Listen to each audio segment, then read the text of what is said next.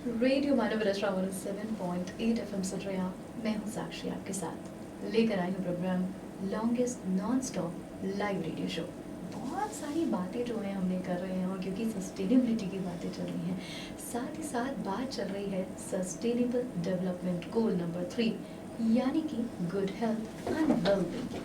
अच्छा देखिए क्या होता है कि हमारी हेल्थ अच्छी बनी रहे उसके लिए एक्सरसाइज फिटनेस ज़रूरी है और साथ ही साथ ये फिटनेस और ये जो हमारी बॉडी अच्छी फिजिक्स हमें बनी रहे तो उसके लिए ज़रूरी है स्पोर्ट्स भी। और स्पोर्ट्स कहीं ना कहीं हमारी हेल्थ से बहुत ही ज़्यादा जो है कनेक्टेड है। तो आज ना मैं बात करने वाली हूँ देखिए उनसे जिन्होंने खेल की दुनिया में एक अलग जो है पौधा पाया है, न सिर्फ अपनी पहचान बनाई बल्कि पूरे देश को गौरवान्वित किया है।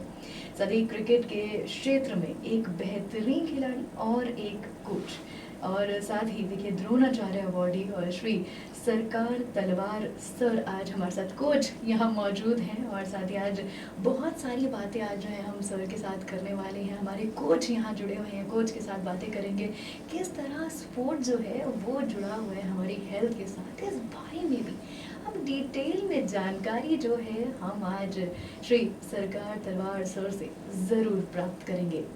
तो सबसे पहले मैं स्वागत करती हूँ सर आपका हमारे इस कार्यक्रम में।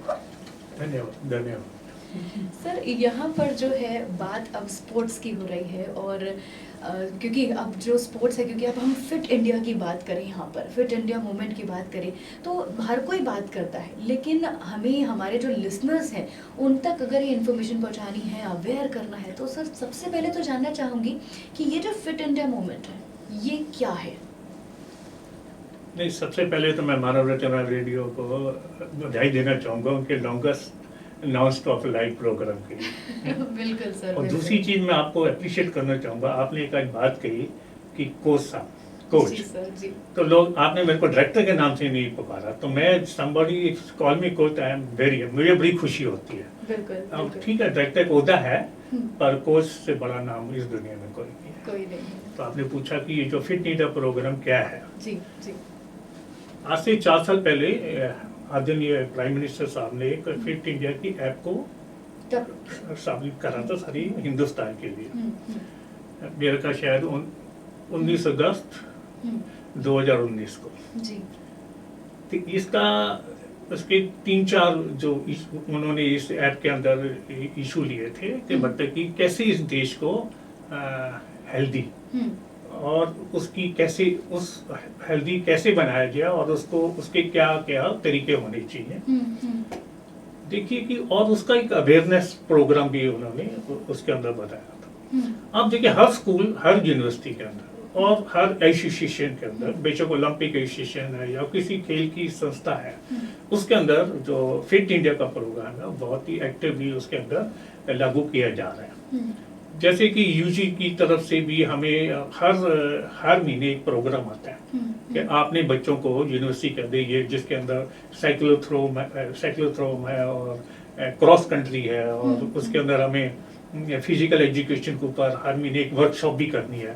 तो ऐसे ऐसे रेगुलर प्रोग्राम जो चल रहे जिससे कि आम बच्चों को, आम जो नागरिक है उसको हेल्थ के बारे में और स्पोर्ट्स के बारे में जागरूकता मिलती है। जी, जी। और ये मैं समझता हूँ कि ये बहुत ही एक अहम स्टेप हमारे आदरणीय प्राइम मिनिस्टर साहब ने लिया है। नहीं तो हमारे देश में स्पोर्ट्स की कोई इतनी वैल्यू नहीं है कंपैरेटिवली अगर हम वेस्टर्न कंट्री की बात करें। पर अब मैं देख रहा हूँ पिछले कुछ वर्षों से 8-10-12 वर्षों से स्पोर्ट्स के बारे में जागरूकता बहुत बढ़ गई है। और हमारे टाइम पे हमारे पेरेंट्स हमें स्पोर्ट्स के लिए इंकरेज नहीं करते थे और कहते थे क्या खेल रहे हो, IAS अफसर बन जाओ। पर अब मैं देखता हूँ कि बहुत से पेरेंट्स अपने बच्चों को खुद लेके आते हैं हमारे पास और कहते हैं कि इनको स्पोर्ट्समैन बनाओ, इसको क्रिकेटर बनाओ, फुटबॉलर बनाओ या ये करो। तो ये एक तरीका है। और भी मैं कह सकता हूँ स्पेशली कोविड के बाद बिल्कुल हेल्दी रहना बहुत इंपॉर्टेंट हो गया। और आप हेल्दी जब ही रह सकते हो जब आप ग्राउंड में जाओगे। You go to the ground, you come to the ground और किसी न किसी एक्टिविटीज के अंदर बेशक वो बच्चे हैं या उनके पेरेंट्स, उनके भाई या बहन है या संस्था है, वो एक मार्क्स पार्टिसिपेशन किसी न किसी जगह पे अगर आपने निकाला, नहीं तो आपको बहुत मुश्किल आएगी, स्पेशली जो जो पोल्यूशन वाला इन्वायरमेंट है, जी। तो कैसे उसके अंदर हेल्दी रहता है, स्पोर्ट्स ही माध्यम। जी बिल्कुल। तो सर यहाँ पर जानना चाहूँगी कि आप भी इस मूवमेंट के साथ जुड़े हुए हैं, तो किस तरह से इसको प्रमोट किया जा रहा है और क्यों, मतलब क्योंकि आपने रीज़न बताए हैं, लेकिन मैं जानना चाहती हूँ सर किस तरह से प्रमोशन जो है इसकी चल रही है, किस तरह प्रमोट किया जा रहा है, और ये जो है आगे भी होना चाहिए। आप क्या संदेश जो है वो देना चाहेंगे यहाँ पर, सभी से क्या कहना चाहेंगे अपने विचार? अब मैंने बताया ना कि हर स्कूल के अंदर और यूनिवर्सिटी के अंदर ये जो फिट इंडिया जो प्रोग्राम है उसको कंपलसरी कर दिया गया। जी। और आपको वो एक्टिविटीज तो करनी है, और उसका आपको ऑनलाइन उसको आपने अपलोड भी करना है हर एक्टिविटीज को। अच्छा। तो इसके करके ये एक तरह का एक ऐसा अभियान है जो कि स्कूल और यूनिवर्सिटीज के लिए, इस जो यंगर जनरेशन है उनके लिए बहुत इंपॉर्टेंट था, और ये बड़े मास स्केल के ऊपर इसको सारे हिंदुस्तान के अंदर इसको लागू किया जा रहा है, और ये हो भी रहा है, और इसका कुछ ना कुछ इम्पैक्ट भी निकल रहा है आपस के। बिल्कुल। और ये जो इम्पैक्ट है ये हो रहा है हेल्थ से भी, और साथ ही साथ स्पोर्ट्स किस तरह से आगे बढ़ रहा है वो भी धीरे धीरे चीज़ें सामने आ रही है। ना सिर्फ हम इंडिया में हम देखें कि बाहर भी जाके हमारे जो देश के जितने भी स्पोर्ट्स पर्सन है वो हमारे देश को गौरवान्वित कर रहे हैं। तो इसी के साथ सर अगला सवाल आपसे जानना चाहूँगी कि अब स्पोर्ट्स से नेशन की इकोनॉमी को क्या फ़ायदा होता है, और स्पोर्ट्स से किस तरह को से जो है वो सस्टेन किया जा सकता है अपने एनवायरनमेंट को, अपनी हेल्थ को, वो आपसे जानना चाहूँगी। देखिए, मैं बड़ा एक छोटा सा एग्जांपल आपको देता हूँ आईपीएल का। जी। आईपीएल के जो मीडिया राइट हैं वो 48,000 करोड़ के बिके हैं, और ये किसी छोटे मोटी कंट्री की जीडीपी या हमारी बड़ी स्टेट की जीडीपी 48,000 करोड़ के मीडिया राइट्स बिके हैं। इसका मतलब जो बीसीसीआई है और जो खिलाड़ी हैं, जो उनके फ्रेंचाइजीज हैं, और बाहर से सारे जो उसके अंदर आईपीएल के अंदर बाहर से बहुत सारे खिलाड़ी खेलने आते हैं, तो स्पोर्ट्स किसी न किसी तरह आपकी कंट्री के इकोनॉमी को कंट्रीब्यूट करती है। ये तो मैंने आपको एक छोटा सा एग्जांपल दिया। जैसे हमारी टीम, क्रिकेट की टीम बाहर मुल्कों में जाती है या हम उसके अंदर जाते हैं, वो वहां भी उनको उसका एक पैकेज होता है जिसको गारंटी मनी कहते हैं। वो भी लाखों करोड़ों के अंदर, डॉलर्स के अंदर या पाउंड्स के अंदर या यूरो के अंदर होती है, वो पैसा भी वापस इंडिया में आता है जी। तो आप देखिए, स्पोर्ट्स से एक फुल फ्लेज एक प्रोफेशन तो है ही है, कैरियर तो है ही है, पर ये आप देखिए इसके अराउंड अब जो प्रोफेशनल जितने भी स्पोर्ट्स की इवेंट्स हैं, जैसे टेनिस है, सॉकर है और क्रिकेट, सारी ये जितने भी इवेंट्स हैं वो उसमें काफी बिग मनी इन्वॉल्व है। इसमें तो वो जो बिग मनी जो है सर्कुलेशन के अंदर आती है, जिससे देश को फायदा होता है, उनके नागरिकों को फायदा होता है, और खिलाड़ियों को तो ऑफकोर्स अब जाके कुछ फायदा होने लगा है। ये बहुत अच्छी बात है। बिल्कुल, ये बहुत ही एक अच्छी बात जो है यहाँ पर जो कुछ हमारे साथ जुड़े हैं उन्होंने कही है कि किस तरह से ना सिर्फ हमारी हेल्थ पे तो ये है ही, क्योंकि स्पोर्ट्स से जो है हमारी हेल्थ बेहद ज़्यादा जुड़ी हुई है, लेकिन हमारी इकॉनमी से भी जुड़ी हुई है। तो देखिए क्या होता है कि इतनी सारी जो एग्जाम्पल्स अभी सर ने बताए हैं, इसलिए आगे जो सवाल है ये ज़रूर जानना चाहूँगी कि स्पोर्ट्स सर अब मैं जानना चाहूँगी, क्योंकि अब हमारे जो न्यू जनरेशन है जो अभी सुन रही है आपको, और साथ ही जो पेरेंट्स सुन रहे हैं, क्योंकि पहले जैसे कि आपने एग्जांपल दिया कि पहले के टाइम में जो अलाउड नहीं करते थे कि आईएएस बन जाओ या कुछ और आप काम करो, खेल कूद में अपना दिमाग मत लगाओ, आजकल ये उल्टा हो गया, जितना खेलोगे कूदोगे उतना आगे बढ़ोगे, ये भी अब बातें सामने आती है। लेकिन सर जानना चाहूँगी आपसे कि स्पोर्ट्स क्यों ज़रूरी और कितना ज़्यादा ज़रूरी है? स्पोर्ट्स देखो, एज ए कंट्री स्पोर्ट्स बहुत बड़ी दो चीजें कंट्रीब्यूट एज ए कंट्री में करता है, एक नेशनल हेल्थ और नेशनल करेक्टर। ये स्पोर्ट्स एज ए कंट्री आपको ये देता है जी। आप देखिए कि जो भी वेस्टर्न कंट्रीज हैं जो जिसके 100 मेडल आते हैं, 50 मेडल आते हैं ओलंपिक्स के अंदर, वो बहुत रिच, और वो उनकी जो उनके देश का जो करेक्टर, उनकी देश का जो हेल्थ है बहुत अच्छी है। तो ये एक बहुत बड़ी बात है, एक एक्टिविटी से आपको एक देश का चरित्र का निर्माण होता है और उसके में बहुत आसान है हेल्दी रहना स्पोर्ट्स के बाद। मतलब जो रेगुलर स्पोर्ट्स पर्सन होगा, आपने देखा हो कभी अगर वो कोई ऐसी गलती न करे तो वो सारी जिंदगी 70-80 साल तक बड़ी हेल्दी लाइफ वो जीते हैं। मेरा सारे जो यंग जनरेशन है उनके पेरेंट्स को भी ये सलाह भी है और उनसे निवेदन भी है कि वे अपने बच्चों को स्पोर्ट्स के लिए इंकरेज करें। तो अब स्पोर्ट्स जो है वो सिर्फ एक खेल कूद का नहीं रहेगा, वो एक फुल फ्लैट प्रोफेशन बन गया, लाइक एनी गुड प्रोफेशन। जैसे इंजीनियरिंग है, मेडिकल है।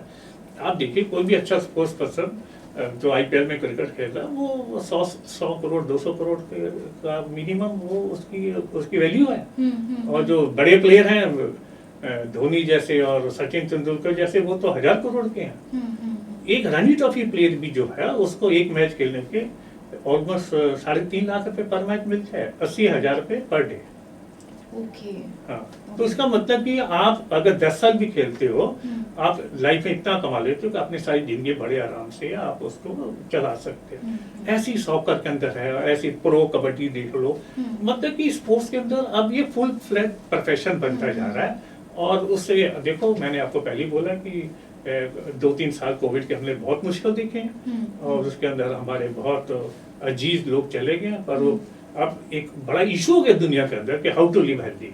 आई थिंक दिस इज द माध्यम है हेल्दी रहने का। आप ग्राउंड जाइए और स्पोर्ट्स को अडॉप्ट करें और उसको अगर आप प्रोफेशनली ले सकते हैं तो शौकिया जरूर स्पोर्ट्स के लिए। जी बिल्कुल सर, जब आप देखते हैं ये आंकड़े देखते हैं सामने कि अब जो है लड़कियां भी क्रिकेट में आने लग गई हैं। पहले होता था कि आजकल हम मेट्रोज में भी जाते हैं ना, तो वहाँ पर लड़कियां अगर ट्रैवल कर रही हैं तो वो अपने एक बैग के साथ, किट बैग के साथ, क्योंकि ये होता था कि लड़कियां सामान ज़्यादा नहीं उठाएंगी। और आजकल हम देख रहे हैं कि इतनी भारी भारी किटों के साथ वो जाती हैं, खेलती हैं, और ऐसी बहुत सारी फिल्में भी बन रही हैं जो कि स्पोर्ट्स को बढ़ावा दे रही हैं। इसके बारे में सर जब आंकड़े आपके सामने आते हैं, जब आप देखते हैं, तो वो कैसा लगता है, वो फीलिंग कैसी होती है? देखो, एक तो सोसाइटी का ना माइंडसेट चेंज हो गया जी। पहले जो हमारे जो सोसाइटी के अंदर बच्चियों को इंकरेज नहीं करते थे बाहर जाना, खेलने की तो बातें आप छोड़ ही दीजिए। और बहुत कम ऐसे था कि वो जो आर्ट एंड उसके अंदर कल्चर के अंदर वो उनको पार्टिसिपेट, तो उनकी भी मात्रा भी बहुत कम होती थी। अब जो आप देखिए, जो पीछे 1-10 वर्ष के अंदर जो जनरेशन में जो चेंज आया है, तो गर्ल्स को भी इक्वली अपॉर्चुनिटी मिलती है। और अब मैं तो देख रहा हूँ कि अगर जो अभी जो यूपीएससी का रिजल्ट आया है, वो 10 टॉप के अंदर जो आए उसमें 6 तो गर्ल्स हैं, लड़कियां हैं। तो जो आने वाले जो रूलर्स हैं इस कंट्री के, जो ब्यूरोक्रेट्स हैं, वो 60% गर्ल्स हैं। जी। तो इसका मतलब पेरेंट्स का और सोसाइटी के अंदर लड़कियों पे भरोसा ज्यादा हो गया, और वो पढ़ाई के अंदर नहीं, ऐसे ही वो कन्वर्ट हो गया स्पोर्ट्स के अंदर भी। सिंस मैं तो सारी जिंदगी भर 50-80 से प्रोफेशन में कोचिंग के अंदर, तो मैं देख रहा हूँ कि मेरे को बड़ा ताजुब हो रहा है कि मेरे पे इंडियन वुमेन क्रिकेट भी कोचिंग के लिए रही है 1 साल। मैं बेंगलोर भी रहा हूँ, मेरे पास पटियाला में रही है। तो वो उस टाइम की खिलाड़ी, ये शांता रंगास्वामी और अडेल जी और ये राजेश्वरी ढोल के सारे, शुभानी कुलकर्णी, ये सब मेरे साथ थी, मेरे अंडर थी। तो मैंने कभी उनको मतलब छिक्का मारते नहीं देखा। तो अब मैं ये जो हरमनजीत कौर है, बाकी जो वो जितने 70 मीटर के 6 मार रही हैं। जी। तो आई थिंक हमारे देश का जो भविष्य है बड़े सुरक्षित है। और मैं तो इस बात में मैं बहुत ही मतलब, मैं तो फीमेल या लड़कियों का या जो भी उनका मैं बड़ा भारी फैन हूँ, क्योंकि वो ज्यादा कमिटेड है, दे आर मोर लॉयल, ज्यादा विश्वसनीय है और डिलीवर करती है। जी। किसी भी संस्था में देख लो, and I am very sure they are less corrupt. बिल्कुल है जी। और इसलिए जितने भी बड़े बड़े कॉर्पोरेट्स हैं, बड़े बड़े औहदों पे अब मैं बड़ी फीमेल्स को मैं देखता हूँ। दुनिया के बड़े बड़े सीईओ देखो, फीमेल्स हैं। अगर आज मैं पीछे शताब्दी में ट्रेवल कर रहा था, चंडीगढ़ जा रहा था, मैंने देखा कि एक लेडी बैठी है अपना कॉर्पोरेट सूट अपना डाल के, और 5-6 उसके जूनियर्स के एडजस्टमेंट कर रहे हैं, वो उनको डिक्टेशन दे दिया। I think India is changing very fast. बिल्कुल और स्पोर्ट्स में ये जो है देखने को मिल रहा है, जो कि बहुत ही बेहतरीन और उत्तम बात है। और बहुत ही ज़्यादा मैं यहाँ पर बैठी हूँ सर, बहुत ही गौरवान्वित फील कर पा रही हूँ, बहुत ही प्राउड मोमेंट है आपके थ्रू ये बातों को सुनना, क्योंकि आप भी कह रहे हैं कि आप भी बड़े फैन हैं उन लड़कियों के, और साथ ही यहाँ पर क्योंकि मैं भी यहाँ पर बैठी हूँ और बहुत ही ज़्यादा अच्छा भी लग रहा है। और इसी के साथ सर, क्योंकि अब यहाँ पर बात करें, हम अगले सवाल की ओर चलते हैं, तो सर जानना चाहूँगी कि अभी से 30-40 साल पहले की अगर हम बात करें तो सोसाइटी पर क्या इम्पैक्ट देखने को आपने देखा था आपने, कि अब जो है बदलाव, कैसा बदलाव जो है, क्योंकि हमने अब बात करी फीमेल्स की तो हमने बात करी, लेकिन लड़कों पे भी 30 से 40, अब जब आप आए थे तब आपने भी बड़ी सारी चीज़ें सुनी होंगी। इनफैक्ट जो हमारे रिश्तेदार थे उन पर, मतलब पेरेंट्स से ज़्यादा ना हमारे उनको कंसर्न होता है कि क्या कर रहा है ये बच्चा, इसको पढ़ाई लिखाई में आप निकालें। तो ये सारी बातें जो हैं सोसाइटी से बन के हमारे पेरेंट्स के पास आती है और वो आगे नहीं बढ़ने देते हैं। लेकिन सर आजकल जो है चीज़ें बदल रही हैं, ना सिर्फ फीमेल्स के लिए, मेल्स के लिए भी बदल रही है। अब चाहे हम और भी जगह की बात करें, ना सिर्फ क्रिकेट की बात करें, और भी स्पोर्ट्स की बात करें, हर स्पोर्ट में है। जो हमारे अब डिसेबल लोगों की भी बात करें सर, वो भी आगे निकल रहे हैं। जहाँ कहीं वो इतने ज़्यादा डरे रहते थे, हम देखते हैं कि वो भी आगे बढ़ रहे हैं। तो सर इसके ऊपर ये जो बदलाव आपको देखने को मिला है इन 30 से 40 सालों में, इसके ऊपर आप क्या कहना चाहेंगे? नहीं, जैसे मैंने कहा कि मैं जब मेरे को होश है 66 में मैं ऑस्ट्रेलिया स्कूल के डेज कह रहा, मेरे ख्याल मैं 9th या 10th क्लास में था जी। तो बड़ी भारी अचीवमेंट थी उस जमाने इस एज के अंदर। और एटलीस्ट मेरे को याद है कि मेरे फादर ने या मेरे पापा जिनको बोलता तो उन्होंने कभी इनकरेज नहीं करा जी। और मैं अच्छा था, मेरा जो ब्रदर था वो पंजाब का कैप्टन था। अच्छा। तो उसको देख के मैं बड़ा हुआ, तो मैं भी, तो मैंने जैसे मैंने पहले बोला कि मेरे को अक्सर कहते हैं यार 4 बेटे हैं, एक भी IAS नहीं बन रहा या बना नहीं। तो उन्होंने मेरे को डिस्करेज भी करा, पे इंकरेज नहीं कर रहा। तो जब मैंने 76 में मध्य प्रदेश के जब मैंने 100 करा जी, तो जो सारे टाइम से सब मेरी फोटो हेडिंग है, तो मेरे फर्स्ट टाइम मेरे फादर ने मेरे को मतलब कि वो मेरे को एम्बेरस कर रहा और कहा कि भाई I am very proud of you. जी जी। तो वो उस टाइम मैं तो बड़ा हो गया था, 24-25 साल का हो गया था। तो ये अब चेंज क्या है कि पेरेंट्स खुद, जैसे मैंने पहले ही बताया आपको, पेरेंट्स खुद बच्चे को लेके आते हैं, उनको इंकरेज करते हैं, इसको बैडमिंटन खिलाओ, इसको टेनिस खिलाओ, इनको क्रिकेट खिलाओ। और ये चेंज बड़ा अच्छा है और बहुत बढ़िया है, क्योंकि उनको नजर आ रहा है कि इसके अंदर प्रोफेशन इस कंप्लीट प्रोफेशन है। और अगर इसमें बच्चा क्लिक कर गया तो वो कहीं से कहीं वो उनको शोहरत भी देगा, और शोहरत से दौलत भी है और प्रोफेशन भी है। और सबसे बड़ी बात है, जब आप पोडियम पे खड़े होते हो, जो देखो ये सारी पैसा और ये सारी बातें, तो जो एक आप अपने स्टेट, अपने माँ बाप या अपनी कंट्री के लिए जो भी मेडल जीतते हो करते हो जी, वो एक ऐसा लम्हा होता है, वो उसको आप किताबें नहीं लिख सकते, उसको आप बयान नहीं कर सकते, उसको सिर्फ आप महसूस कर सकते हो। जी, जी। जब आप महसूस करते हो तो आप रोते हो। कहते हैं ना, आप मेडल जीतने बाद आप तिरंगे के लिए और अपने वर्ल्ड क्यों रोते हो, जी।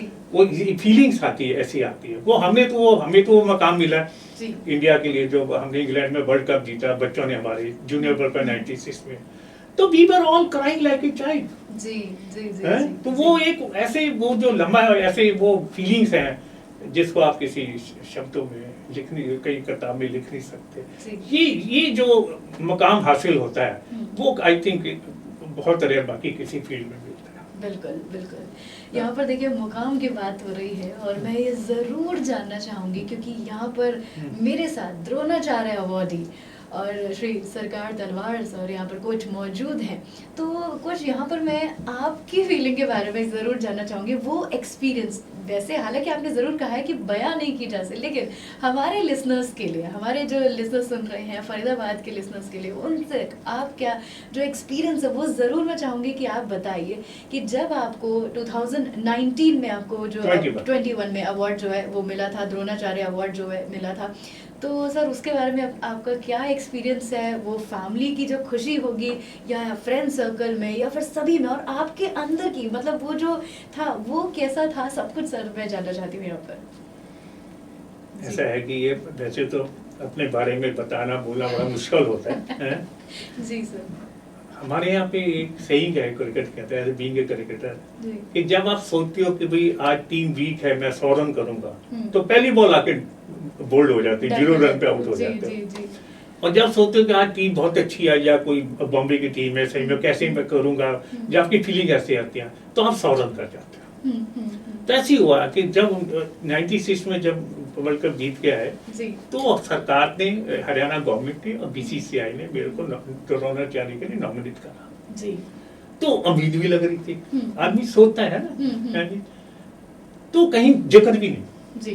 कहीं बिल्कुल। और अब तो सोचा नहीं था, हाँ हाँ। और एक फोन कॉल आया कि यू बीन नॉमिनेटेड, ओके। है जी? जी जी। तो थोड़ा मैंने कहा किसके लिए, कैसे? मैंने कहा कोई मजाक तो नहीं कर रहा? कहते नहीं, मैं जर्नलिस्ट बोल रहा हूँ टाइम्स ऑफ इंडिया का। जी जी। तो कमेटी ने आपका नाम तो नॉमिनेट कर दिया, फाइनल वो फिर जाएगा मिनिस्ट्री के लिए। तो वो जो भी लाइफ टाइम द्रोणाचार्य बारे में 7-8 थे, तो सबको पता लगा, अगले दिन पेपर में भी आ गया। पर कुछ नहीं कहा, क्योंकि अभी उसको फाइनल, गवर्नमेंट ने उसको फाइनल ओके कर दिया। जी। जब हो गया तो मालिक, I think is all blessing of gods. जो हमारे बच्चे हैं, जो हमारे स्टूडेंट हैं, या हमारी फैमिलीज मेंबर है, या हमारी संस्था मानव रचना का बहुत सपोर्ट रहा है। जी जी। तो आप देखिए कि वो ऐसी, वही मैंने कहा कि इस ऑल गॉड विलिंग, उनकी रजा के बिना कुछ नहीं हो सकता।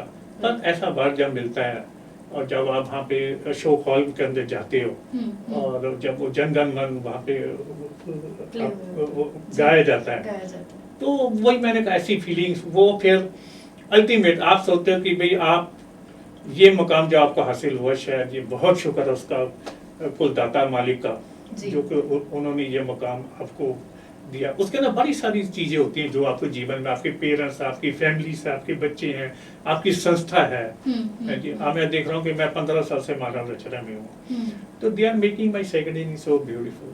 पूरा मैनेजमेंट का भी, स्पोर्ट्स है, सब का भी है।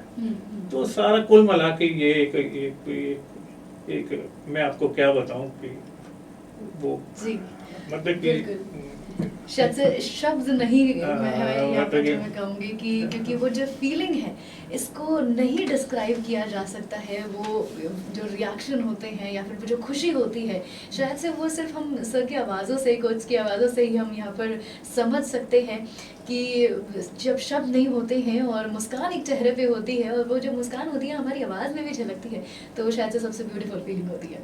इसी के साथ सर अगला सवाल मैं बात करना चाहूँगी उस टाइम की, उस दौर की, जब नेचुरल, यानी कि अब थोड़ा सा सीरियस मुद्दा, क्योंकि अब हम मेडिकल, क्योंकि उसकी बात कर रहे हैं, हम अपने हेल्थ की बात कर रहे हैं, तो यहाँ पर सर जानना चाहूँगी कि अगर जिम की बात करें, अब के टाइम में ना जिमिंग शुरू हो गई है, बहुत ज़्यादा लोग हैं जिम पे फोकस करते हैं, लेकिन पहले के टाइम में ना मलखम हुआ करते थे, स्विमिंग किया करते थे फिट रहने के लिए, या फिर मैदानों में कसरत किया करते थे।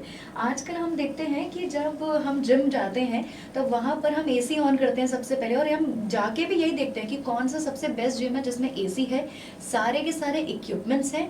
तो सर ये जो प्रभाव है, ये क्या हमारी हेल्थ के ऊपर क्या पड़ता है, या फिर हम बात करें कि कौन सा जो है वो सबसे बेहतरीन है, या अभी जो जिम हो रहे हैं वो, या फिर जो पहले के टाइम में ये जो मैदानों में कसरत होती थी, स्विमिंग की जाती थी, या फिर बात करें मलखम की, वो ज्यादा बेहतरीन था? आपने बहुत अच्छी बात कही। अब देखो फिट इंडिया का जो प्राइम मिनिस्टर साहब का प्रोग्राम, उसके अंदर ये भी है कि जो हमारी जो ट्रेडिशनल प्रोग्राम थे गेम्स के, उसको लागू किया गया। आपको जान के हैरानगी होगी, मेरे पास 95 से 2003 तक इंडिया जूनियर टीम रही जी। मैं किसी भी, और NCMA में, नेशनल क्रिकेट अकेडमी, जहाँ पे एक से एक बेहतरीन जिम है, मैं अपनी टीम को कभी जिम में नहीं ले गया। अच्छा जी। और ना ही मैंने कभी जिम के अंदर उनको इंकरेज करा जी। हाँ, अगर आपको कोई, आपका मसल इंजर्ड हो जाता है, या कोई पर्टिकुलर मशीन को आपने उसके ऊपर वर्क करना है, मसल्स के ऊपर या किसी इंजरी पर, दैट्स ओके। पर as a routine, as a life, अगर आप जिम को लेते हो, एक तो जिम वर्ड ही कुछ नहीं है, gym word, there is no word of gym, है जी। तो ये आई थिंक ये बड़ा बुरा ट्रेंड है। और इस वहाँ पे अगर आप 5-6 महीने इसे बोरिंग, आप देखिए मैंने देखा जो भी जिम जाता है वो 5-6 महीने बोर होके वापिस आए।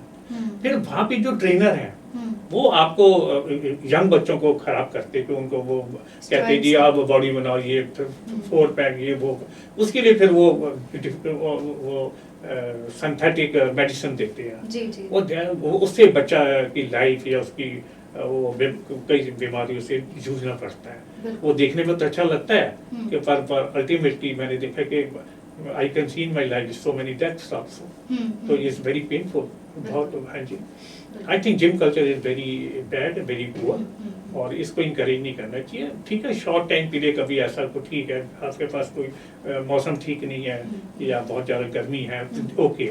आई थिंक ग्राउंड से बड़ा जिम कोई नहीं है जी। आप ग्राउंड के अंदर सारी एक्सरसाइज होती है, आप उसके अंदर करिए।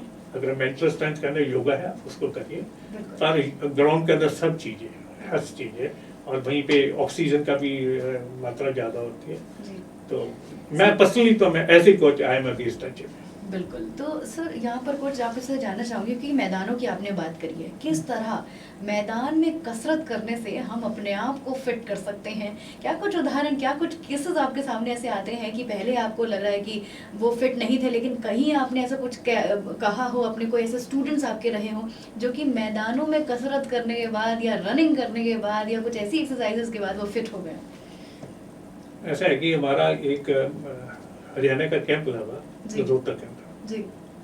हमारे एक कोच साहब थे चरण सिंह जी, वो फर्स्ट डोनर चैरिटी, वो उसका हरियाणा टीम थी पूरी, रणजी की टीम थी जी। आई थिंक कपिल देव भी मेरे को लगता है, मेरे को याद नहीं है उसके अंदर, ये जूनियर था। तो उसने कहा कि भाई जब तक मैं कहूँ नहीं, आप 400 मीटर का ट्रैक था, 400 तो आप भागते रहना। तो वो खुद कहीं गैप हो गया जी। आपको जान के हैरानगी होगी कि वी ran 64 राउंड्स, हाँ जी, जिसमें से 5-6 लड़कों को वॉमिटिंग भी होगी, गिर भी गए कुछ, पर हमारे कोच साहब को हुक्म था हम 64 राउंड भागे। और फिर आगे, अरे तुम लोग अभी तो भाग रहे हो, जस्ट ही पोज की, मतलब वो हमारे को देखता है हमारी इंडोरेंस कितनी है। तो उस लेवल की हमारी ट्रेनिंग थी, और उसके कारण आज मुझे तो नहीं कहना चाहिए, वैसे 70 प्लस हो गए, अभी तक हम सीधा खड़े हैं।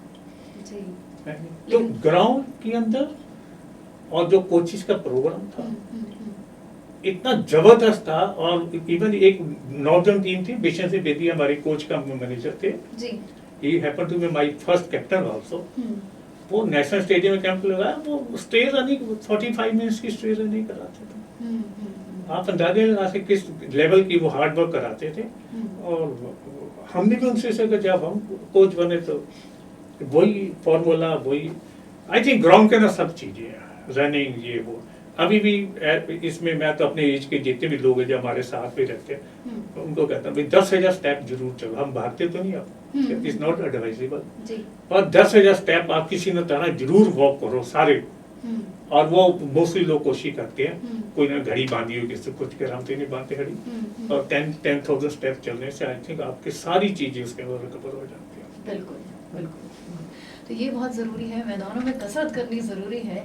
और साथ ही अगर आप भाग रहे हैं और अपने कोच, मैं ये ज़रूर कहूँगी कि आप अपने कोच के गाइडेंस के अंदर ही सारी चीज़ें करिए, और उनको पता है कि आप कहाँ तक सहन कर सकते हो, और उनको पता है कि हेल्थ के बारे में भी, तो वो जो है आपको ज़रूर एक सही गाइडेंस जो है वो ज़रूर देंगे। साथ ही सर अगला सवाल आपसे जो है यहाँ पर मैं जानना चाहूँगी कि आप कैसे फिट रखते हैं खुद को, क्योंकि पहले टाइम में और इन दिनों जो है कि कुछ अगर मैं बात करूँ कि एक हो जाता ना, क्योंकि आपने अभी कहा कि आप पहले बहुत ज़्यादा कसरत किया करते थे, तो मैं सर वो जो चार्म है वो देख पा रही हूँ, वो जो ग्लो है देख पा रही हूँ, लेकिन सर मैं जानना चाहती हूँ कि इस एज में भी आके किस तरह आप खुद को फिट रख पाते हैं, क्योंकि ये बहुत एक कोच के लिए भी, क्योंकि कोच ने अपने जो स्टूडेंट्स हैं उनको तो बता दिया है, लेकिन एज अ कोच सर आप किस तरह से अपने आप को फिट रखते हैं?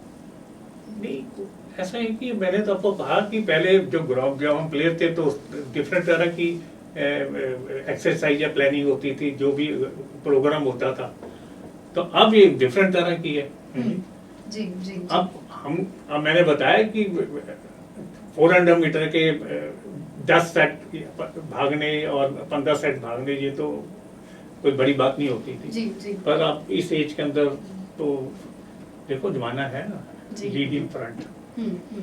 अब वो पहली गोली जवान को नहीं लगती, पहली गोली कर्नल को लगती है। आपको अगर करके नहीं दिखाओगे तो स्टूडेंट आपको मानेंगे नहीं। तो हमारे यहाँ पे ये है कि आपको डेमोन्स्ट्रेट करके दिखाना पड़ता है जी। तो ऐसे कोच भी आपको एक सर्टेन एज तक 40, 50, 60 साल तक आपको फिट रहना पड़ता है अगर आप इस प्रोफेशन में। आप कुर्सी में बैठ के कोचिंग नहीं कर सकते, आपको ग्राउंड में जाना पड़ेगा, बच्चों को डेमोन्स्ट्रेशन करनी पड़ेगी, है नहीं? तो उससे फिर आप जब बच्चों पे मेहनत करोगे तो आप ऑटोमेटिकली आपको अपने भी मेहनत करोगे, क्योंकि स्टूडेंट आपको देखता है, बेचो प्रोफेसर है, टीचर है, कोच है, वो आपको वॉच कर रहा है कि आप डालते हो, कैसे भागते हो, क्या करते हो। तो इसलिए आपको लाइफ में बड़ी सारी चीजें सेक्रीफाइस करनी पड़ती है as a coach, as a teacher आपको, कोच में प्रशिक्षक, तो बड़ी सारी चीजें सेक्रीफाइस कर रहे हैं। हमारा भी दिल करता है कि हम जिसको जाए, हम नहीं जा सकते क्यों, बच्चे देख रहे हैं आपको, है ना?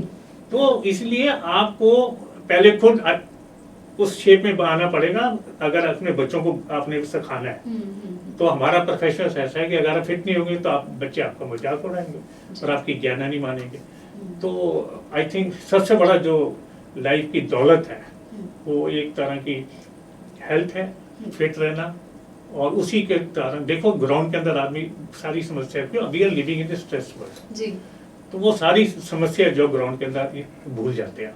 बिल्कुल। हाँ, अब देखो सारी लाइफ बड़ी चैलेंजिंग है, फैमिली की प्रॉब्लम है, पैसे की है, जॉब्स की है, पढ़ाई की, बच्चों की पढ़ाई है, उनके डिमांड, तो कैसे how can you release your stress? I think ground is the only तरीका है। बिल्कुल। तो जैसे कि देखिए आज है गुरु पूर्णिमा, हमारे साथ आज कोच मौजूद हैं, बहुत सारी बातें हम उनके साथ कर रहे हैं, सस्टेनेबिलिटी की हम बात कर रहे हैं और इसमें good health and well being की यानी कि एसडीजी गोल 3 की बात कर रहे हैं और स्पोर्ट्स एंड फिटनेस की बात कर रहे हैं कि स्पोर्ट्स किस तरह से हेल्थ से जुड़ा हुआ है और हमारी सस्टेन, अगर हम चाहते हैं अपनी एक लाइफ को सस्टेन करना तो उसके लिए क्या क्या चीज़ें हम जिस पे काम कर सकते हैं। और देखिए यहाँ पर मैदानों में फिटनेस की हम बात कर चुके हैं और साथ ही साथ यहाँ पर जो अगला सवाल है सर आपसे जानना चाहूँगी, जो बच्चे होते हैं आजकल, जो छोटे बच्चे होते हैं, वो आपने देखा होगा कि फ़ोनों पे बहुत ज़्यादा है, अपना जो टाइम है बहुत ज़्यादा फ़ोन पे स्पेंड कर रहे हैं। और इनफैक्ट जो बहुत छोटे बच्चे हैं 1 या 2 साल के, जब तक वो फ़ोन नहीं देख लेते, उनका पूरा एक वीडियो प्ले नहीं हो जाता है वो एक गाने का, तब तक वो उठते नहीं हैं, या फिर अगर उन्हें खाना भी खिलाना है तो वो दिखाना पड़ता है। लेकिन सर मैं जानना चाहती हूँ आपसे कि स्पोर्ट्स जो है, क्योंकि बचपन से ही बाहर का जो आउटडोर स्पोर्ट्स है वो शुरू कर देना चाहिए बच्चों के साथ, कितना ज़्यादा ज़रूरी है वो बच्चों के लिए, बच्चों का फिट रहना आज के टाइम में, क्योंकि अब कोविड के बाद इतनी सारी परेशानियां हो गई हैं, तो किस तरह जो है फिट रहना ज़रूरी है बच्चों का, उसके बारे में आपसे जानना चाहूँगी। देखिए आपने बात करी बहुत अच्छी, मेरी तो अपनी ग्रैंड डॉटर है, जब तक उसको वो बच्चों वाला वो फोन नहीं लगाओगे तो वो लंच डिनर वगैरह नहीं खाती जी, है जी जी। और ये सोसाइटी में बड़ी भारी एक प्रॉब्लम है जो कि मोबाइल की और सारी जो आ रही है। तो सबसे आसान तरीका ये है कि बच्चों को ग्राउंड भेजो, आप शाम के जैसे बच्चा 2 बजे स्कूल से आता है सुला दो, उसके किसी एक्टिविटी में डाल दो, बैडमिंटन, टेबल टेनिस में, किसके अंदर बच्चा थक जाएगा, खा के सो जाएगा, है जी। पर प्रॉब्लम क्या है, सोसाइटी ऐसे होगी, हम पेरेंट्स भी तो सवेरे शाम मोबाइल पे बैठे, हाँ एग्जैक्टली, हाँ जी, हम ही देखते हैं। वो कहेंगे मेरे को, जैसे वो मेरे को डैडू बोलते, डैडू आप क्यों फोन देखते हो?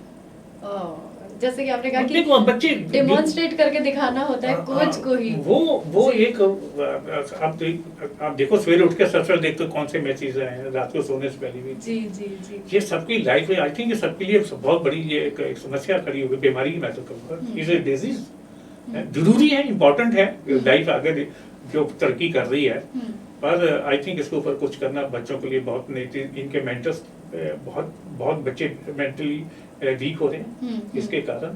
और पर ये सुपर रेस है, आजकल के यंगस्टर जो है दे आर सुपर रेस, मैं तो कहता हूँ they belong to chip world, इनके इतने स्मार्ट हैं, पर mentally physically they are week.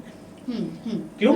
क्योंकि एसी का जमाना है, मोबाइल का जमाना है, और वो बाहर बच्चे निकलते नहीं, फिजिकल करते नहीं, तो कैसे हेल्दी रहेंगे, कैसे तगड़े रहेंगे? तो इसके लिए कि हमारे as a society as a program कुछ ऐसे प्रोग्राम डिजाइन करनी चाहिए जिससे बच्चा कम से कम टीवी देखे या उसका टाइम फिक्स कर दो, आधा घंटा देखे, उसके ज्यादा नहीं देखे, उतना 2 घंटे गेम खेले। I think sports is the only way जी, और कोई तरीका नहीं है। बिल्कुल। और कोई किसी तरह उसको कोई एक्टिविटी है उसको खेल में किसी तरह भी उसको बिजी रखो, ये उसको ज्यादा देखने की जरूरत नहीं है, नहीं तो मुश्किल हो जाएगा ना समय। बिल्कुल।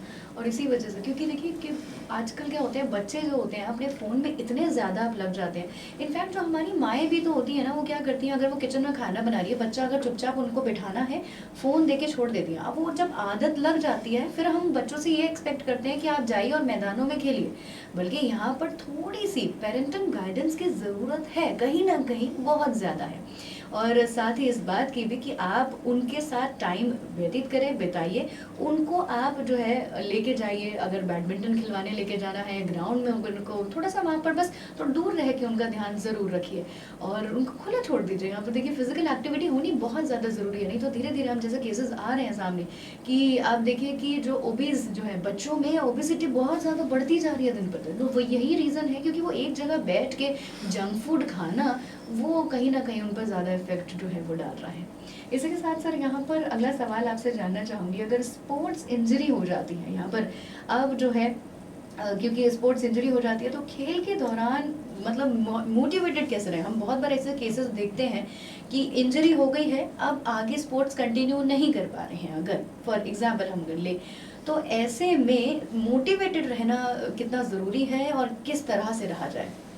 देखो इस देश में जो इंजरी का ये बड़ा जो आपने बहुत ही अच्छा सवाल करा, कि स्पोर्ट्समैन जो इंजर हो जाता है उसके इलाज के लिए ऐसे स्पोर्ट्स साइंस सेंटर हिंदुस्तान में बहुत कम है।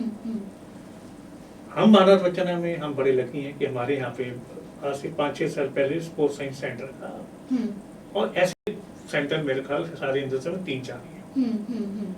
आप देखिए हजारों बच्चे स्पोर्ट्स के अंदर पार्टिसिपेट करते हैं, जब इंजरी हो जाती है उनके पास कोई प्रोग्राम नहीं है, उनकी कोई देखभाल करने वाला नहीं है।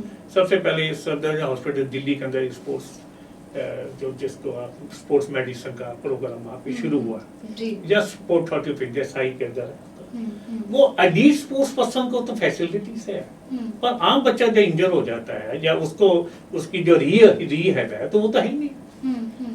तो ये इस सरकार को या फिर स्पोर्ट्स इंडिया को या फिर जो स्पोर्ट्स की यूनिवर्सिटीज हैं या स्कूल्स हैं उनको ये करना बहुत जरूरी है जी, क्योंकि अगर 80% प्रैक्टिकल्स है ग्राउंड के अंदर तो 20% ग्राउंड के बाहर की भी स्पोर्ट्स है। उसका ना 4 देखो जैसे कहते हैं कि 4 साइंसेस स्पोर्ट्स के पीछे करती है, एक एंजियोलॉजी है, फिजियोलॉजी है, साइकोलॉजी है। तो कैसे अगर मेंटल वो हाउ टू टैकल, जो कई बच्चा ऐसा होता है कि बहुत अच्छा कहते हैं फाइनल में आता है वो नर्वस हो जाता है, तो कहते हैं उसको किलिंग स्टिंग कैसे करें, तो उसके लिए साइकोलॉजिस्ट वो जरूरत है उसको, उसकी क्लास लेना भी कैसे उसको how to tackle that situation. ऐसी जितने बॉडी मूवमेंट्स ऐसे वो फिजियोलॉजी है या एंजियोलॉजी साइंसेस है, तो उसके जो साइंटिस्ट हैं या स्पोर्ट्स साइंटिस्ट है वो उसको आइडेंटिफाई करके उसको अगर इंजरी है या उसको कैसे भी है उसको आइडेंटिफाई करके उसको कैसे ठीक है। मशीनें नहीं है, उसको कैसे पता लगा कि कौन सा मसल टीयर हो गया, कौन सी नस आपकी दब गई है, उसका वो कुछ इलाज नहीं है, आपको उसकी वो कैसे उसको देखे। तो ये 20% जो है वो बहुत इंपॉर्टेंट पार्ट है उसके अंदर, जिसमें स्पोर्ट्स मेडिसिन का भी है।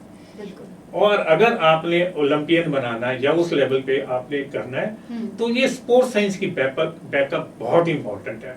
और जैसे मैंने कहा कि हमारे देश में ये फैसिलिटीज बहुत कम है, इसका जागरूकता, इसकी फैसिलिटीज को क्रिएट करना, स्पोर्ट्स साइंटिस्ट को और आगे आना, और इस पर देखा फिजियोथेरेपी का बहुत ज्यादा प्रोफेशन ऊपर आ रहा है। आप हम अपने कॉलेज में देखिए स्पोर्ट्स वालों का भी काफी बच्चे स्पोर्ट्स की फिजियोथेरेपी को भी अडॉप्ट कर रहे हैं। जी। I think it's very important, हर जगह, हर संस्था में, हर जगह ये फिजियोथेरेपी छोटा मोटा स्पोर्ट्स का प्रोग्राम होना बहुत, क्योंकि स्पोर्ट्स है तो कहीं ना कहीं कभी ना कभी इंजरी कहीं ना कहीं वो जैसे बीमार हो जाते हो तो डॉक्टर की जरूरत होती है। अगर ये खिलाड़ी अगर इंजर्ड हो जाता उसको भी तो डॉक्टर की जरूरत है। बिल्कुल है, तो वो उस डॉक्टर को स्पोर्ट्स साइंटिस्ट बोलते हैं। जी जी जी, इस बारे में जागरूकता होनी बहुत ज़्यादा ज़रूरी है। और इस बारे में देखिए, जो जनरेशन हमें सुन रही है अभी, जो आने वाला यूथ सुन रहा है, उनको इस प्रोफेशन को ऑप्ट करना भी ज़रूरी है, ताकि आप देखिए कि इसको, अगर कोई स्पोर्ट, देखिए स्पोर्ट्स, या तो आप स्पोर्ट्स में निकल रहे हैं अगर, तो वो भी बहुत अच्छी बात है, नहीं तो उनके लिए भी अगर आप काम करें तो वो भी एक बहुत ही अच्छी चीज़ होगी, और उनके लिए भी, हमारे देश के लिए भी एक बहुत ही अच्छे काम होगा। और साथ ही साथ सर, अब अगले सवाल की ओर हम चलते हैं।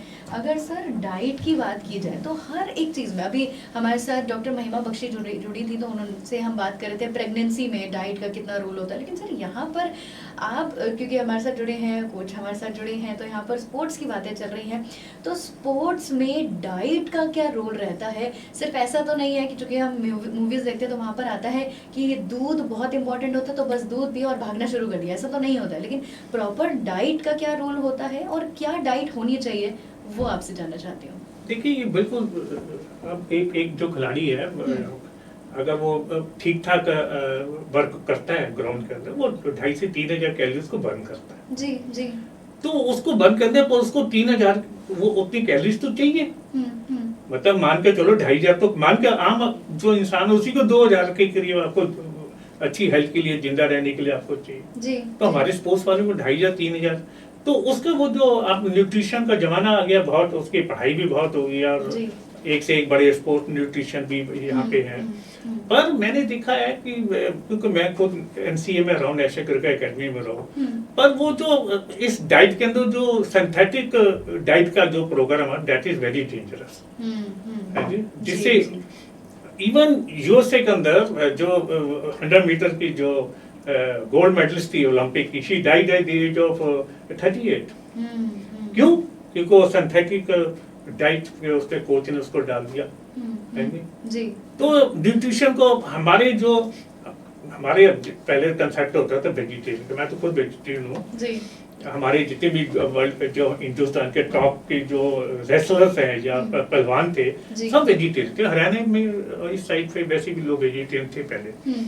पर अब एक एथलीट को प्रॉपर डाइट, बेशक वो दूध है या फिर नॉन वेज है या एग्स है या वेजिटेबल है या उसकी सीरियल्स, जो भी सारी चीजें हैं, वो जैसे न्यूट्रिशन का उसका प्रॉपर डाइट होना तो बहुत जरूरी, नहीं तो वो टॉप लेवल पर परफॉर्म करना बहुत मुश्किल हो जाएगा। बिल्कुल।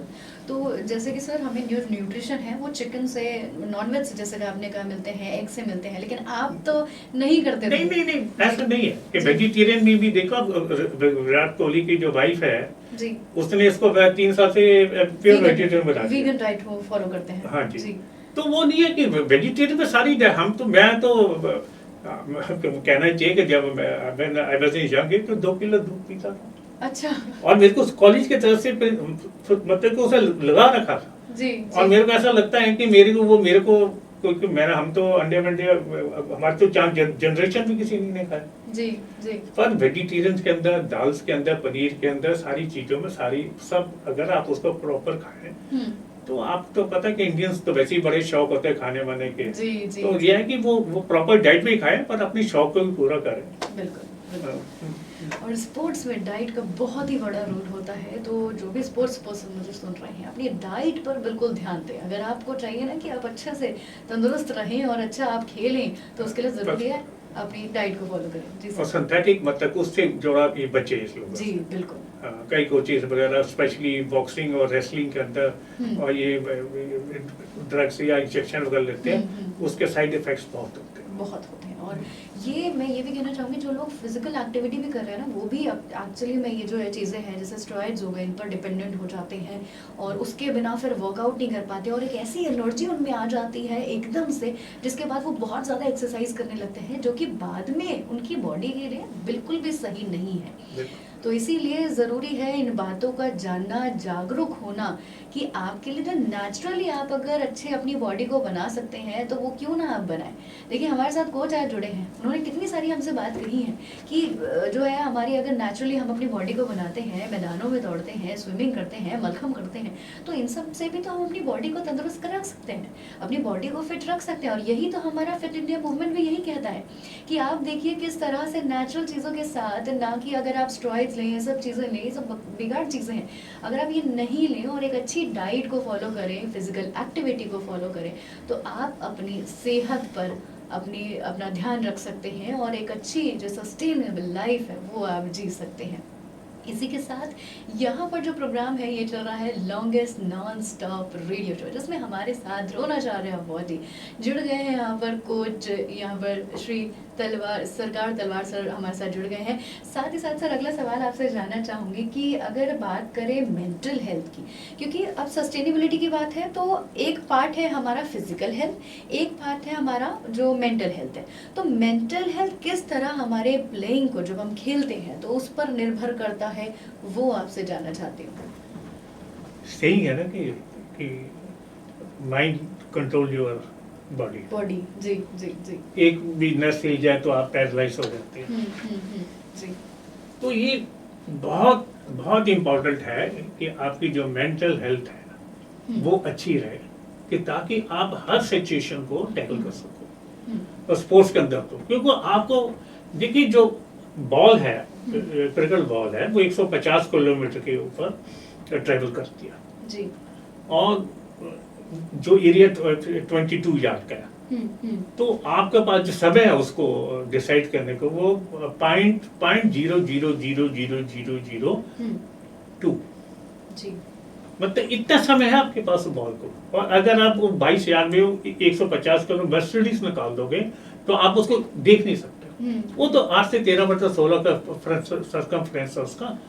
तो इसका मतलब कि अगर आपके माइंड हेल्थी, आपके रिफ्लेक्सेस इतने फास्ट चाहिए, तो मैसेज का माइंड आपकी बॉडी को मैसेज देता है, go forward, go back, you play defence, you play attack. तो आपके पास .00002 सेकंड का समय है सारी चीजें अपनी डिसाइड करने। इसमें you have to have a very sharp mind. जब भी मैं कहता हूँ कोई भी स्पोर्ट्स पर्सन डफर नहीं होता, वो निलेक्ट करता पढ़ाई को, वो डफर नहीं होता, स्मार्ट होता, वेरी इंटेलिजेंट होता है। तो इसलिए मेंटल हेल्थ बहुत इंपॉर्टेंट है हर स्पोर्ट्स के लिए, क्योंकि आपको रेसिंग में भी एक ही सेकंड के अंदर डिसीजन लेना है कि कैसे इसको मैंने दौड़ डालूंगा। हर स्पोर्ट्स में जो अगर स्प्रिंटर है या कुछ भी आप देख लीजिए, तो उसके लिए अगर आपको प्रॉब्लम है तो साइकोलॉजिस्ट का बहुत इंपॉर्टेंट रोल इसके अंदर खेला होता है। जी। वो है कि एक आप ठीक इन्वायरमेंट में रहें। और आज मैं तो कहता हूँ कोच से बड़ा कोई साइकोलॉजिस्ट नहीं, कोच खुद ही बहुत बड़ा, क्योंकि वो एक सेकंड में देख के बता देता है बच्चा खिलाड़ी बन सकता है या नहीं बन सकता। जैसे हीरा का ज्वारी है, वो ये बता देगा कि ये हीरा है और ये नकली मतलब हीरा है। बिल्कुल बिल्कुल। क्या बोलते हैं उसको, एक सही जरकन। जी जरकन है जी। तो ये ऐसी कोच का है रूल है। तो वो उसकी ऐसी उसकी साइकोलॉजी होती है कि वो उसको देख के बता देगा ये बच्चा खिलाड़ी बन सकता है या नहीं बन सकता। बिल्कुल है। तो हर बच्चे को मेंटली तंदुरुस्त रहना और उसको प्रॉपर, कोच का काम उसको प्रॉपर गाइड करना, तो how to tackle the situation, ये सारी चीजें कोच का। या फिर अब आपने मेरे पास स्पोर्ट्स साइंस का जो जमाना आ गया, अब तो बहुत ज्यादा फैसिलिटीज हो गई है। आई थिंक उसको खूब अच्छी तरह यूज भी करना चाहिए और उसको इम्प्लीमेंट भी करना चाहिए। बिल्कुल बिल्कुल। कुछ यहाँ आपसे जानना चाहूंगी कि स्पोर्ट्स जो है किस तरह हमें एक गुड टीम प्लेयर के उसमें सिखाता है, क्योंकि अगर हमें लर्निंग जो मिलती है स्पोर्ट्स से, किस तरह से एक अच्छा प्लेयर हमें बनाता है अगर हम स्पोर्ट्स खेलें तो? देखो, स्पोर्ट्स तो सबसे बड़ी जी जो जीवन की 2-3 चीजें बहुत देता है जी। वो तो एक सबसे बड़ी ये देता है कि गिर के खड़े होना कैसे सिखाता है। बॉक्सर को जब बॉक्स लगता है तो गिर जाता है और एकदम खड़ा हो जाता है दोबारा लड़ने की। हाँ। मतलब उसको तो इतनी क्षमता होती है, वो गिर के भी खड़ा हो दोबारा फाइट करने के लिए तैयार है। दूसरी चीज जो सबसे अच्छी चीज जो देते हैं स्पोर्ट्स के अंदर, जो वो बैकअप स्पोर्ट्स। अगर आप ट्रबल में हैं तो आपके पीछे स्पोर्ट्स पर्सन लाइफ में खड़ा है। जी जी। एग्जाम्पल तौर पे कल मेरा जो फैसिलिटी, वो जो टूर्नामेंट हुआ था वहाँ पे अभी प्रोफेसर इन सब का, वहाँ भी मैंने कहा था कि जब एक बैट्समैन बॉल खेलता है तो कवर में जाती है, तो वो फील्डर बॉल करके विकेट कीपर पे थ्रो करता है। आपने देखो कि पीछे से एक फील्डर उसको कवर करता है। जी जी। हाँ। है जी, कि अगर if that wicket keeper Mrs that ball, तो उसको पकड़ के द्वारा विकेट कीपर थ्रो करना। ऐसे स्पोर्ट्स पर्सन की लाइफ में एक दूसरा स्पोर्ट्स पर्सन उसके पीछे खड़ा है। When you are in trouble, you find somebody is training back. तो ये जो कल्चर है स्पोर्ट्स का, कि अगर आप मुसीबत में हैं तो आपके पीछे कोई एक दूसरा स्पोर्ट्स पर्सन आपकी हेल्प करने के लिए, जो फ्रेंडशिप इनसाइड द ग्राउंड है वो एवर लास्टिंग है जी। तो ये स्पोर्ट्स जो है, जो स्पोर्ट गेम है, ये मतलब कि as a team you know amazing. देखो 66 की बात है, सुरेंद्र मन्नत हमारा कैप्टन था जी, लाला मन्नत का बेटा। अभी मैं तो उसको पिछले 25-30-40 साल से मिला, तो आया दिल्ली, तो उसने मेरे को ढूंढा, तो मैं उसके पास गया, ओबराय में ठहरा था। ये मतलब सो हैप्पी, मतलब कहने का मतलब यह है कि हम वो भी 14-16 लोग थे जो टीम के, इंडिया की टीम के, तो still we are very good friends जी, है जी। तो एक जो टीम स्पिरिट, जो बहुत सारी बातें हैं कि भाई टाइम इकट्ठे होके कैसे खेला जाए, कैसे एक दूसरे की मदद की जाए, बड़े देयर लॉट ऑफ एग्जांपल। पर मैं ये कहता हूँ कि फेलियर जो आप सक्सेस के अंदर जो कदम रखते हो, वो स्पोर्ट्स का जो फेलियर है ना, वो मेरा पहली सीढ़ी सक्सेस की लाइफ के अंदर। अगर आप लाइफ के अंदर फेलियर नहीं है तो आपको सक्सेस कभी मिल नहीं सकती है जी। तो वो आपको मुक्का खा के नीचे गिरना ही है, 0 रन करने ही है, गोल आपने वो खाना ही है जी। तो वो फिर आपको एक, वो कहते हैं कि what is the, somebody asked me, जब हम वर्ल्ड कप खेल के सोनाली चंद्रा स्टार टीवी की थी, आपने नाम सुना था जी, मुझे पूछा कहते सरकार what was the reason of your success, मैं माय क्रिटिक्स, हां बिल्कुल, these people push you on toes, ऐसी स्पोर्ट्स करता है। तो लाइफ का भी ऐसी है, हम हर पल, आपने देखा लाइफ एक जैसी नहीं है, कभी आप मुसीबतें हैं, कभी अच्छा है, तो वो सारा मिश्रण है। और स्पोर्ट्स आपको एक ऐसी इंकरेजमेंट लाइफ में देता है, ऐसी सहनशीलता देता है कि आप बड़े से बड़ा दुख भी सहन सकते हो, और बड़ी से बड़ी खुशी को भी आप एक जैसी लेके उसको लाइफ को एंजॉय कर सकते हो। बिल्कुल, यहाँ पर मैं ऐड ऑन करना चाहूँगी कि जैसे कि एज अ कॉमन जब हम देखते हैं, क्रिकेट देखते हैं सर, तो मैं बहुत क्रिकेट की बहुत बड़ी फ़ैन हूँ, लेकिन मैं थोड़ा सा ड्राइव्स पे मैं फोकस, मुझे नहीं पता है कि इनके नाम क्या क्या होते हैं, लेकिन विराट कोहली एक शॉट खेलते हैं, और जब भी वो एक पर्टिकुलर शॉट खेलते हैं वो आउट हो जाते हैं उसमें, वो पीछे की साइड थोड़ा सा वो खेलते हैं उस शॉट को, लेकिन सर वो उस शॉट को खेलते ज़रूर हैं, और कभी कभी तो वो हिट हो जाता है, लेकिन कभी कभी, और हमेशा जब भी वो आउट होते हैं ना, ये कहते हैं, हम सभी कहते हैं ये नहीं खेलना चाहिए था। लेकिन सर मैं ये कहना चाहूँगी यहाँ पर, क्योंकि उनका वो मोटिवेशन है, उनके वो क्रिटिसिज्म के बाद भी वो चीज़ वो करते हैं, और कभी कभी वो कामयाबी भी हासिल होती है और कभी नहीं भी होती है। वैसे आपने ये बहुत अच्छा पॉइंट कहा, और कहाँ से आपने पकड़ लिया इस चीज को, वेरी गुड। कि कहते हैं कि the strongest point of the person या player is also the weakest point. जी जी जी, क्योंकि वो उस आपने वो कहते हैं कि आप उसे कोचर का भी शॉट के लिए छोड़ दे, वो कहता है अगर मैं शॉट के लिए छोड़ दूंगा रन किस पे करूंगा, बिल्कुल उसी पे तो रन कर रहा है वो, और 1-2 बार आउट भी हो रहा है।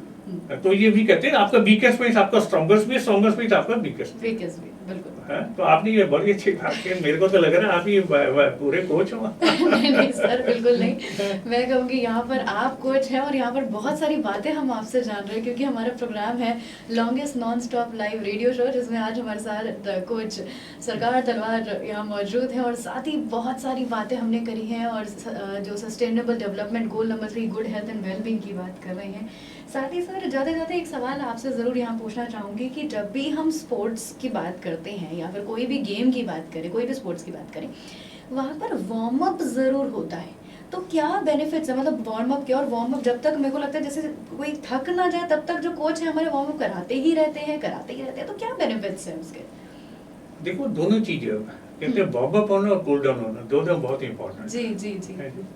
वार्म अप इसलिए कहना कि आपके जितने भी मसल्स हैं खेलने से पहले वो अपनी बत्ती की पोजीशन में आ जाए, ताकि आप एकदम स्प्रिंट बिना, अगर आप वार्म अप या अगर आप स्प्रिंट भागते हैं तो आपके मसल आपकी वो इंजरी हो सकती है, काफ मसल आपका फट सकता है, जैसे इवन अभी कई खिलाड़ियों का ऐसे होता है। तो ये एक सुझाव भी है और बहुत इंपॉर्टेंट है हर कोच के लिए कि हर इवेंट से पहले, कोई भी चीज करने से पहले उसको प्रॉपर वार्म अप करना, उसकी स्ट्रेचिंग, उसकी छोटी बहुत सारी करके उसके बाद ही आप मेन एक्टिविटी में उसको डालेंगे। बिल्कुल। ऐसे जब आप बहुत ज़्यादा हैवी प्रैक्टिस करने के बाद भी कूल डाउन होना भी बहुत इंपॉर्टेंट है।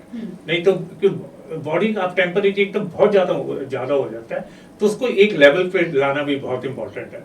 नहीं तो कई खिलाड़ी एकदम इतने ज़्यादा वार्म खेलने के बाद एकदम वो शेरान ले लेते हैं, ठंडा पानी पिला लेते हैं, वो आपके लिए बड़ा हार्मफुल हो जाता है। कई बार बड़ी ज़्यादा वो आपके मसल श्रिंक कर जाते हैं और उससे फिर आपकी जो परफॉर्मेंस लेवल है बहुत ज़्यादा डाउन आ जाता है। तो ये प्रॉपर वार्म अप होना, और ये हर ट्रेनर, इसलिए आजकल तो पहले तो एक ही कोच होता तो वो ट्रेनर सब कुछ होता, अब तो ये है कि आपके पास ट्रेनर अलग है, आपके पास बैटिंग कोच अलग है, फील्डिंग कोच अलग है, हेड कोच अलग है। अब तो 7-8 लोगों की टीम होती है। तो पुराने जमाने वैसे थी कोच ही 1 to 8 10 होता था, वो वहाँ भी आपका था, वहाँ भी था, कोच भी था, फिजियोथेरेपी भी था, सारी चीजें वही होती थी।